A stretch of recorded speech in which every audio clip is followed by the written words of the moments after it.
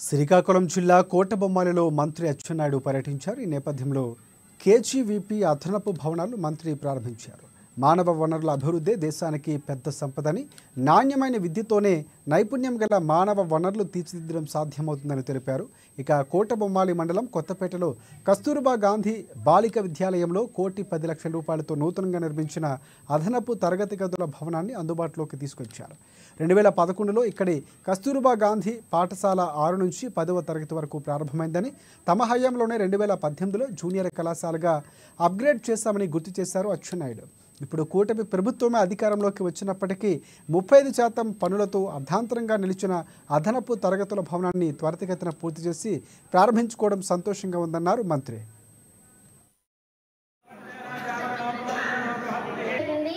ఇచ్చిన 4 సంవత్సరాలు అయినప్పటికీ ఇప్పటి వరకు కూడా మాకు బిల్డింగ్ అనేది మా చేతిలోకి రాలేదు. పిల్లలు ప్రభుత్వాలు రానట్టుగా, ఈ రాష్ట్రాల్లో గతంలో ఎవరు పరిపాలన చేయనట్టుగా ఇప్పుడే నేను ఆకాశం నుంచి దిగొచ్చాను, నేనే ముఖ్యమంత్రి అయ్యాను, స్కూళ్ళన్నీ మార్చేస్తానని నాడు నేడు అని ఒక పనికి మాలిన కార్యక్రమం 4,000 కోట్ల రూపాయలు ఆ కార్యక్రమం కింద ఏం చేశాడు? సున్నాలేశాడు. ఏం చేశాడు?